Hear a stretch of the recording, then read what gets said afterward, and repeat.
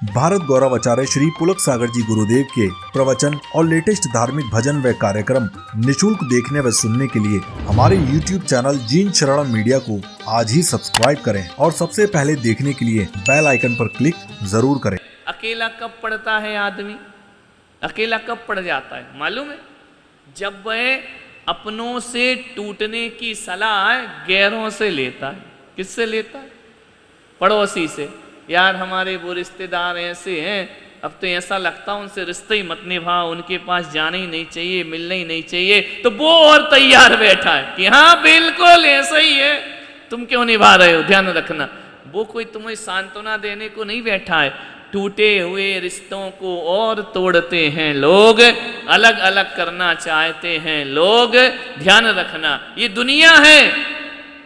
इस दुनिया में आदमी को दूसरे की तबाही पे बहुत मजा आता है, दूसरे की बर्बादी पे बहुत मजा आता है। दूसरे का सत्यानाश हो तो ऐसा लगता है कि मजा आ गया, अब हम राजा बन गए, वो फकीर बन गया। ये जो भावनाएं हैं ना, ये मनुष्य के पतन की दुख के कारण हैं। दूसरों में ज्यादा ध्यान मत दो। एक बार क्या हुआ कि यमराज आ गए। दुनिया में आ ही जाते हैं, दिखाई नहीं देते, होते नहीं है कोई यमराज मेमराज, लेकिन कहानी तो कहानी है। अपन जब निपट गए तभी यमराज आ गए, और क्या समझे? तो यमराज आए एक सेठ की दुकान पे। तो सेठ के तो पसीने छूट गए कि यार इसका मतलब है कि आज अपना नंबर आ गए, अब चलो। यमराज खड़े हैं सामने। यमराज ने कहा नहीं नहीं नहीं, तुम घबराओ मत सेठ, टेंशन मत लो, हम तुमको लेने नहीं आए हैं, हमको तो प्यास लगी थी तो पानी पी लिया, हम जा रहे हैं। बोले नहीं यमराज देखो सही बताओ। बोले बिल्कुल सही, नहीं नहीं ले जाएंगे तुमको। लेकिन यमराज ने कहा कि एक बात याद रख कि घबरा मत, एक दिन हम आएंगे जरूर, नहीं आएंगे ऐसा भी नहीं है, और आज ही ले जाएं। अभी तू ऐस कर ले, थोड़ा जो करना है कर ले। कहते हैं 2 4 5 साल बीते, यमराज आ गए। उसने कहा यार कि अब तो ये दोस्त है, ऐसे ही आ गया होगा बात करने। यमराज ने कहा भैया अब तो क्या, खुद आरजू खुदा से करो बंदे से नहीं, और दोस्ती हमसे करो धंधे से। अब तो अपने चलने का समय आ गया। तो यमराज से उस आदमी ने कहा यार कुछ तो मोहलत दो। तो यमराज ने कहा एक काम कर, मैं तुझे 5 मिनट का समय देता हूं, और एक डायरी दे दी यमराज ने उसको, एक पेन दे दिया। 5 मिनट में तुझे जो लिखना हो डायरी में लिख ले, 5 मिनट का समय है बस, उसके बाद तेरा टाइम हो जाएगा। बोले ठीक है यमराज, चलो इतनी मोहलत तो दे दी कि 5 मिनट में मैं कुछ तो अपने अरमान लिख लूंगा, मेरी भावना क्या है, मेरी इच्छा क्या। यमराज का जल्दी कर, ज्यादा बात मत कर, टाइम हो रहा है, यहाँ विधान भी होना है ना, तो जल्दी बता क्या करना है। तो बोले दो डायरी दो। जैसे ही डायरी का पहला पेज खोला तो उसमें लिखा था पड़ोसी की तरक्की होने वाली है। क्या लिखा था? पड़ोसी की।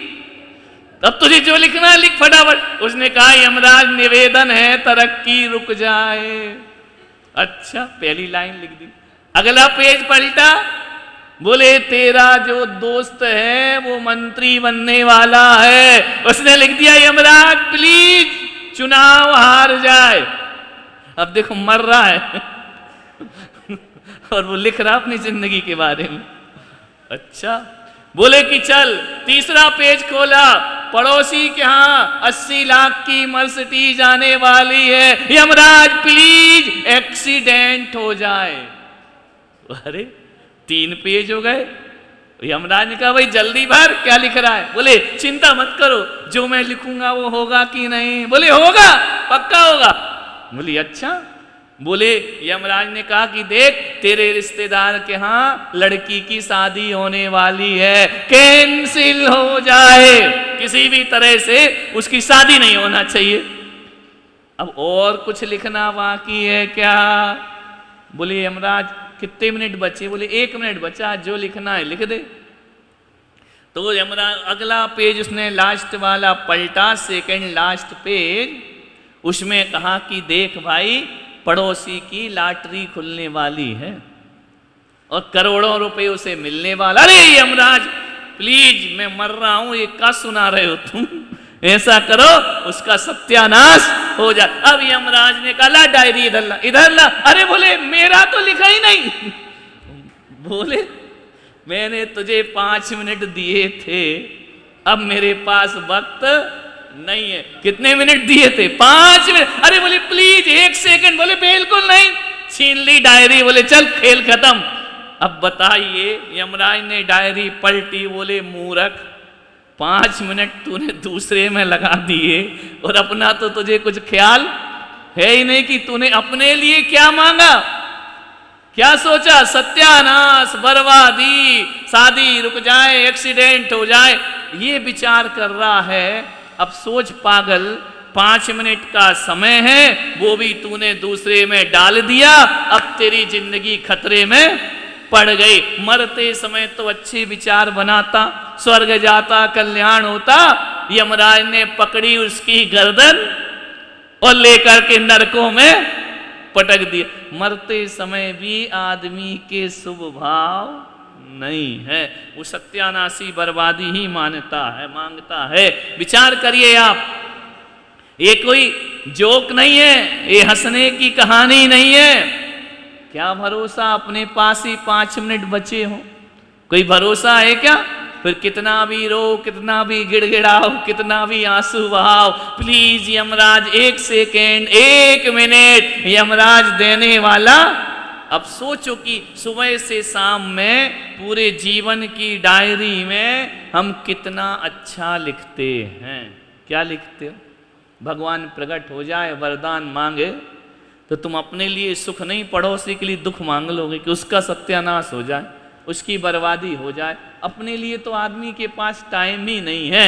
ध्यान रखना। तो ये जो पूजा है, ये पाठ है, ये विधान है, ये जो भी चल रहा है ना, ये डायरी में अपने लिए लिखने के लिए चल रहा है, दूसरों के लिए नहीं चल रहा। तो अपना ऐसा पुण्य अर्जित करो कि उसका फल केवल अपने को ही। अब सुबह से शाम बताओ, तुम लोग अपने बारे में सोचते हो या दूसरे के बारे में? सुबह से शाम बताओ। हमको आना तो था विधान में, लेकिन वो नहीं आए। अरे उससे क्या लेना देना, तुमको नहीं आया नहीं आया, तुम आओ अपना पूजा करो, पुण्य कमाओ। उसने फोन ही नहीं किया, उसने हमें बुलाया ही नहीं है, गाड़ी नहीं मिली। अरे तुम अपना काम करो। 5 मिनट के लिए डायरी मिली है जिंदगी की, कितने मिनट के लिए? क्या लिख रहा है उसमें दुनिया भर का? अब भी चला चली का मेला हो जाएगा, खेल खत्म हो जाएगा। विचार करो, यहां बैठ के भी, पूजा में बैठ के भी किसका ध्यान कर रहे हो? दूसरे का, पड़ोसी का। आज ही पार्सल आया, बिकेगा या नहीं बिकेगा, कस्टमर आएंगे या नहीं आएंगे। अरे 5 मिनट की डायरी बची है, समय कहाँ है अपने पास? ये मेरा, वो मेरा, ये उसका, वो उसका, जिंदगी का कोई भरोसा नहीं है। ध्यान रखना, मनुष्य भव मिला है, मनुष्य जीवन मिला है। भगवान के चरणों में बैठकर अपनी प्रार्थना करो कि हे भगवान मुझे सद्बुद्धि दो, मुझे ज्ञान प्रदान करो, मुझे सामर्थ्य प्रदान करो दुख सहने का। और जब अच्छे दिनों में मैं तेरे मंदिर में दौड़े दौड़े आता था, तो आज दुख के दिनों में भी मैं तुझसे दूर ना रहूं, इतना ज्ञान मुझे प्रदान करो। है? बुरे दिनों में कैसे भगवान को भूल जाओगे? स्मरण में रखो, सुमरन में रखो। आज ये निगोतिया परिवार इंदौर से आया है, परम भक्त हैं, सीधे साधे सरल व्यक्तित्व है। इंदौर से अब इस चौमासे में 2-3 बार तो हो गए स्थापना पे अलग, बीच में अलग, गुरु भक्ति की लौ लगी रहती है। बिहार होता है, बिहार में साथ साथ चला करते हैं, पूरी सेवाएं दिया करते हैं। और आज वो यहाँ पर आए और यहाँ पर नवग्रह शांति विधान का आयोजन हो रहा है। मैं भगवान से ये प्रार्थना करता हूँ कि उनके ये जो समय अभी चल रहा वह टल जाए और उनका जीवन आनंदमय हो जाए। जैसे कई झटके इन्होंने झेन सहन किए, उतार चढ़ाव जिंदगी में, कभी बिल्कुल हाई पर, कभी जीरो पर, कभी एक्सीडेंट हुआ तो बचने का उम्मीद नहीं, फिर भी बचे। क्यों? उस समय भी उन्होंने भगवान का ध्यान छोड़ा नहीं है। अरे अपने को क्या दुख मिला है, क्या है, क्या गया है?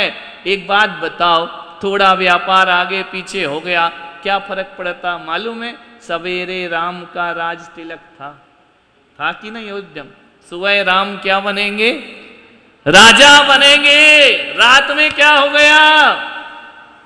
पूरी तैयारी हो गई, मेहमानों को बुला लिया, पूरी नगर सजने लगा, सवेरे दशरथ राम को राजा बनाएंगे। सोचिए, सब तैयारी हो गई, बड़े बड़े ऋषि मुनि और मांत्रिक तांत्रिक राज तिलक करने के लिए उपस्थित हो गए। एक बात बताओ, ऐसी स्थिति अपनी हो जाए कि सुबह तो सब तैयारी है और 12 बजे रात को कहा जाए कि सब कैंसिल। क्या हो गया? कोई राजा नहीं बनोगे, कोई राजगद्दी नहीं मिलेगी, कुछ भी नहीं मिलेगा। क्या बन रहे थे? अयोध्या के सम्राट। क्या बन गए? वनवासी। सोचिए, एक क्षण में क्या हो गया कि वनवास जाओ। अब सोचो, राज्य तो मिला नहीं, जो था उनके पास वो भी गया ना। क्या हुआ? 14 वर्ष का वनवास। क्या काम आया? कुछ काम आया क्या? सपोर्ट काम नहीं आया। राजा के लड़के थे, क्या बन गए? वनवास। एक पल में, एक क्षण में सब कुछ छिन गया। सब कुछ मिलते मिलते, आते आते आते आते, जैसे प्यास लगी है, गिलास आते आते हाथों से छिन गया। फिर प्यासे के प्यासे। राम को तो चाहिए भी नहीं था, लेकिन फिर भी उनके पास राजकुमार थे, रहते थे राज्य में, दशरथ के पुत्र थे, बड़े थे, सारी योग्यता थी राजा बनने की। ऐसा भी नहीं कि अयोग्य थे, ज्येष्ठ पुत्र को ही राज्य मिलता था, और वो तो योग्य ज्येष्ठ पुत्र थे, धृतराष्ट्र जैसे अंधे भी नहीं थे। फिर भी क्या हुआ? एक पल में सब छुट्टी हो गई। कैरियर बर्बाद, फ्यूचर बिगड़ गया। कितने दिन को? 2-4 दिन नहीं, कितने? 14 साल। आना मत। इस राजधानी में तो क्या, 14 साल किसी भी शहर के गांव के कोने में भी दिखाई नहीं देना। कहां रहोगे? जंगल में। सीता किसकी बेटी थी? जनक की थी ना, राजकुमारी थी, राजवधू बनी, कहां गई? जंगल। क्यों? अब उन पे क्या बीती होगी? सोचो, उनका जीवन कैसा रहा होगा। 14 वर्ष तक एंट्री नहीं मिलेगी, ध्यान रखना। 14 वर्ष तक आना मत, इस तरफ मुड़ के नहीं देखना, जंगल में रहना, अज्ञातवास। आपका भेष भी कैसा हो? तापसी का भेष हो। समझ में आ रहा? तापसी भगवा पहनो, जटाजूट धारण करो और वन में जाओ। क्या दिया उनको साथ में? धनुष्मान। खाने की व्यवस्था दी, कपड़े दिए, क्या दिया पिता ने? एक भी सुई की नोक नहीं जाएगी यहां से। ऐसे ही निकाल दिया ना कि जाइए, कुछ नहीं मिलेगा, सब कैंसिल तुम्हारी जो व्यवस्था थी। अब पिताजी रोते रहो, प्राण तज दो, उससे कोई फर्क नहीं पड़ता। इनके तो 14 वर्ष गए ना। अब बताओ, राम इतना तो कर सकते थे ना। वनवास किसने दिया था? दशरथ ने। जनक ने तो नहीं दिया था। ससुराल से सुविधा मंगा लेते हैं। सीता कह देती कि चलो, तुम्हारे पिताजी ने नहीं दिया, मेरे पिताजी दे रहे हैं, एक रथ मंगवा लो, खाने पीने का राशन पानी मंगवा लो, मेरे पिताजी जंगल में एक मकान बना देंगे, वहां रह लेना। कुछ किया क्या उनने? राम ने ना पिता से लिया, ना ससुराल से, कुछ भी नहीं लिया। और ले दे के खड़ाऊ पहन के गए थे तो भैया जी वापस ले आए, भरत जी की भैया हमें दे दो। हे भगवान, तुम वो भी ले गए। अब ऐसे दिन उनके आए। किसके आए? गरीब थे। कौन थे? सम्राट। रथ से नीचे नहीं उतरे कभी, वो कंकर पत्थर पर बिना चप्पल के चल रहे हैं, कांटे सहन कर रहे। उनने क्या, कौन काम आया उनके? बोलो। गरीब के लड़के तो दशरथ चाहते तो कहते भाई राज्य नहीं देंगे, सुविधा तो हम भेज दे रहे ना, जंगल में आराम से रहना, 14 साल बाद आ जाना। ऐसा तो नहीं किया ना, कुछ भी नहीं लिया राम ने। लिया क्या?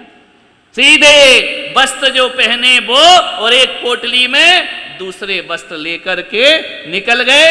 वन में रहते, वन फल खाते, कुटिया बनाते, पर्ण कुटी रहते, 14 वर्ष बिता दिए उन्होंने। कितने वर्ष? 14 वर्ष। क्या काम आया?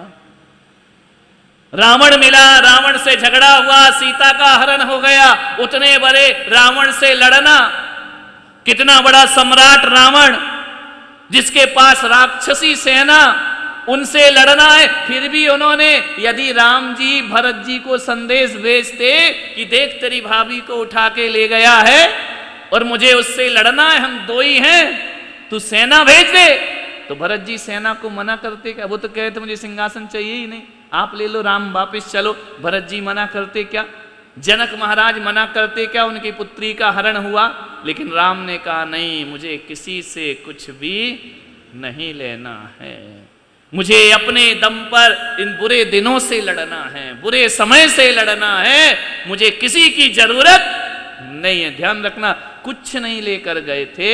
अकेले 2 वनवासियों ने रावण की अक्षौणी सेना का सर्वनाश कर दिया था। 2 लोगों ने, कोई सहायता नहीं मांगी, कोई हेल्प नहीं मांगा, कोई लोन नहीं मांगा। मांगा क्या? कुछ नहीं। कैसे जिए होंगे वो राजकुमार? विचार करो। उतने बुरे दिन अपने आए क्या? बोलो। उनके अलावा किसी और के आए क्या इतने बुरे दिन? नहीं आते ना, फिर क्यों घबराना जीवन में? वो भी तो जंगल में रहे ना। ऐसा व्यवहार उनका था कि जंगल में पशु पक्षी भी उनका साथ देने लगे, उनके साथ रम गए, उनके साथ रहने लगे। 14 वर्ष उन्होंने वनवास में बिता दिया। क्या ऐसी परिस्थिति अपनी आती है? इतने बुरे दिन आते हैं कि राजपाट से वनवासी, जंगल बिल्कुल नहीं आते ना। महापुरुषों के जीवन में भी कष्ट आते हैं, उनका भी समय बुरा आता है। पारसनाथ का भी समय बुरा आया, महावीर का समय बुरा आया, राम का समय बुरा आया, कृष्ण का समय बुरा आया। जेल में पैदा हुए, जंगल से विदा हुए, समझ में आया? एक तीर लगा, कृष्ण की लीला विनस गई पूरी। ध्यान रखना मान्यवर, तो जीवन में ऐसे उतार चढ़ाव आते हैं। राम ने राज्य छोड़ दिया, राम ने धन छोड़ दिया, राम ने ऐश्वर्य छोड़ दिया, लेकिन जंगल में रहकर भी राम ने ईश्वर को नहीं छोड़ा। ईश्वर को लेकर ही चले, ईश्वर को पूजते ही रहे। सीता ने सब छोड़ दिया, पीहर छोड़ दिया, ससुराल छोड़ दिया, लेकिन भगवान का नाम नहीं छोड़ा।